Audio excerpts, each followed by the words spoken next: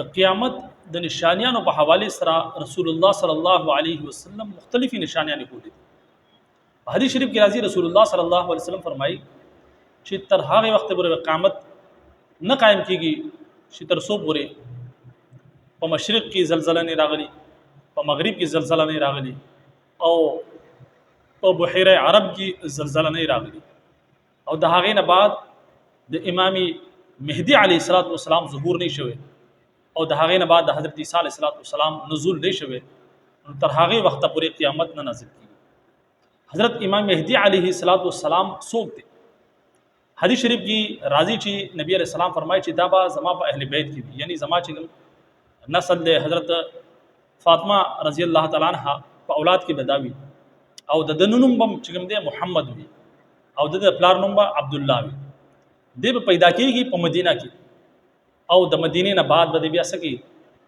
مکی طرف ته بلاړ شي، او مسلمانان به ډېر په تکلیف کې وي. په دغه ټیم کې خلک به دی پیژني چې دا امام مهدی علیه السلام دی، او په دغه ټیم کې به ظاهره خبره د مسلمانانو رهنما بنوي. څنګه چې نن سبا تاسو حالت ګورئ په پوره دنیا کې چې کوم دي مسلمانان تتر بتر دي، یو رهنما یو قائد نشته. دغه شان د حالت به پیدا شي، او بیا په مکه مکرمه کې د حضرت امام مهدی علیه السلام په لاس باندې به مسلمانان بیعت وکړي. او د هغې نه بعد به حضرت عیسی علیه حضرت امام مهدی علیه السلام د مسلمانانو قیادت کې، او په دغه دوران کې بیا دجال پیدا شي، او حضرت عیسی علیه السلام نزول به وشي. دمشق جامع مسجد کې با حضرت امام مهدی علیه السلام موږ پڑھاوي، او دغه ځای کې چې کوم دی په دغه دمشق جامع مسجد چې مینار را په دغه باندې به د حضرت عیسی علیه السلام نزول کیږي. او چې کوم وخت نزول کیږي نو حضرت امام مهدی علیه السلام موږ پڑھاوي، نو دی بشات شي مصلی ببریدي حضرت عیسی علیه السلام مدد وی چې موږ پڑھاوه، او د حضرت امام مهدی علیه السلام په اقتدا کې حضرت عیسی علیه السلام منځو. د هغې نه بعد با حضرت عیسی علیه السلام د ظهور نه بعد د نزول نه بعد حضرت عیسی علیه السلام بسکی د ټولو نه مخکې چې کوم دی هغه صلیب با ماتي. صلیب دا د یهودیانو چې کوم نشانه دغه شانتي د جمع ده، دغه ته صلیب ویل کېږي. حضرت عیسی علیه السلام را لګي دا به ماتي، او د هغې نه پس خنزیر چې کوم دی هغه به قتلوي. او د هغې نه علاوه دجال چې کله راځي نو دجال به په دغه ټیم کې ظاهره خبره دا یو غټه فتنه وي، او په پوره دنیا باندې به سفر کوي. په پوره دنیا باندې دته الله رب عزت اختیار ورکړي، یو طاقت په ورکړي، لیکن هغه یو مصنوعي طاقت خالي د سترګو یو دوکه وي. دی به چې کوم دی خلک ووجني، یو سړی به ووجني، بیا به ژوندې کی وګوره دی ما ووجني دی به ژوندې کو، دوباره چې کوم دی بیا وجلې نشي، دوباره بیا نشي زنده کولای، صرف یو ځل به د اختیار حاصلي. لیکن کچری مسلمان سړی وي، ایمان والا وي، هغه به پیژني، او هغه چې کوم دی هغه به د دې فتنې نه بچ شي. حدیث شریف کې راځي چې دا دجال چې کوم دی د به یو سترګه وي، او یو سترګې نه به دی کاڼه وي، او د سترګې چې کوم دی دا به داسې باب راودلي څنګه چې د انګور دانه وي، د انګور د غټه دانه وي، دغه شانتې به دجال وي. او دی به په پوره دنیا باندې سفر کوي. د سر په یو لاس کې به وور وي، په یو لاس کې به سره اوبه وي، او دی چې چاله غواړي نو غذا ورکي، اوبه ورکي، او چاله غواړي چې کوم دی هغه وور ورکي. او په ظاهره خبره ده هغه خو به ظاهره د سره ښکارېږي، لیکن حقیقت په دغه مختلف وي. نو بهرحال دا چې کوم دی مصنوعي گویا د سترګو یو دوکه به وي، د هغې په ذریعه باندې به د خلق د خلقو چې کوم ایمانداره خلق دی او بې ایمانه خلق دی، د هغې گویا په دغه په ذریعه باندې به د هغو پہچان کراویږي چې یو حقیقي معنو کې یو سړی مسلماني، نو هغه به دی وپېژني. د په دې باندې به کافر لیکلی شوي، اگر چې یو مسلمان داسې چې هغه پړاول نه پېژني، د هغې نه باوجود به هغه ته اندازه ولګي چې دا کافر دی، دا دجال دی، هغه به یې وپېژني. او یو سړی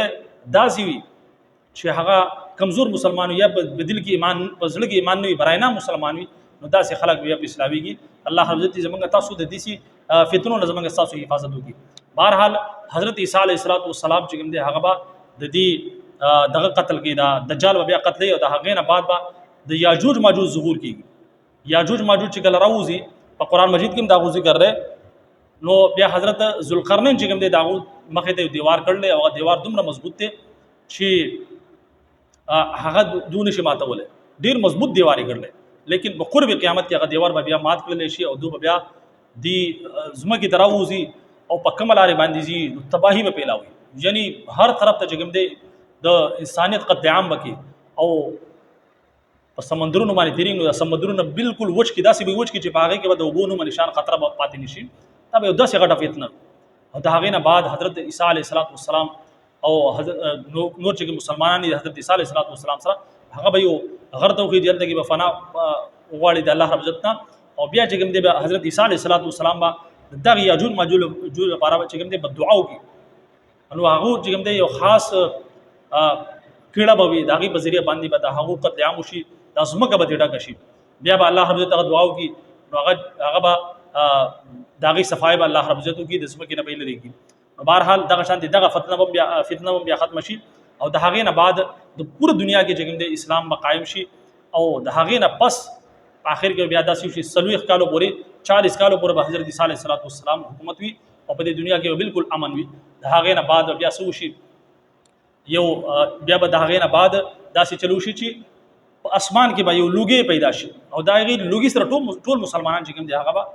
وفات شي او حضرت عیسی علیه السلام چې کوم دی هغه به هم بیا په مدینه منوره کې داغه وفات کیږي او حضرت جناب محمد رسول الله صلی الله علیه وسلم په پهلو کې چې کوم دی حالت کې به بیا دفن کیږي او د هغې نه بعد په اسمان کې به یو خاص قسم لا تاسو ته مخکې ذکر وکړو چې یو خاص قسم لا یو تیرې به جوړ شي یو دوه به پیدا شي د هغې په ذریعه باندې به ټول مسلمان ختم شي په دې دنیا کې به یو مسلمان پیدا نشي پاتې نشي او د هغې نه بعد بیا څه وکړي دابة الارض یو خاص قسم له جانور دی یو عجیب و غریب جانور دی چې هغه به پیدا کړلی شي او د هغې نه بعد چې کوم مشرق دی نو د مغرب نه چې کوم دی هغه به نور راخېږي ظاهره خبره ده نور چې کوم دی هغه د مشرق نه راخېږي لیکن دا نور چې کوم دی دا به الټه راخېږي او د هغې نه بعد به بیا د دې ځمکې نه اور راوچت شي او د هغې نه بعد د دنیا به ختم شي او د هغې نه پس به بیا قیامت قایم کړلی شي او د قیامت چې کوم منظر وي هغه بیا ظاهره خبره ده هغه بیا هولناک منظور وي بهرحال په هغې وخت کې هغه کس کامیابه دی چې کم خلقو الله رب العزت راضي کړی د الله رب العزت فرما برداري کړي رسول الله صلی الله علیه وسلم په سنت طریقو باندې ژوندګي تېره کړې وي نو بیا چې کوم راروان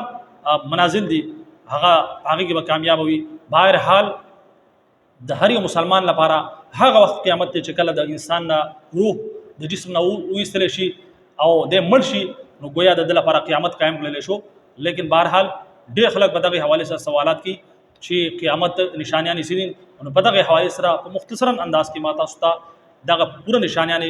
بیان کړي امید کوم چې په سمجھ کې مو راغلي الله حضرت منګ تاسو لا د مرګ نه مخکې د مرګ د تیاری کولو توفیق راکړي اجازه راکړي السلام علیکم ورحمت الله وبرکاته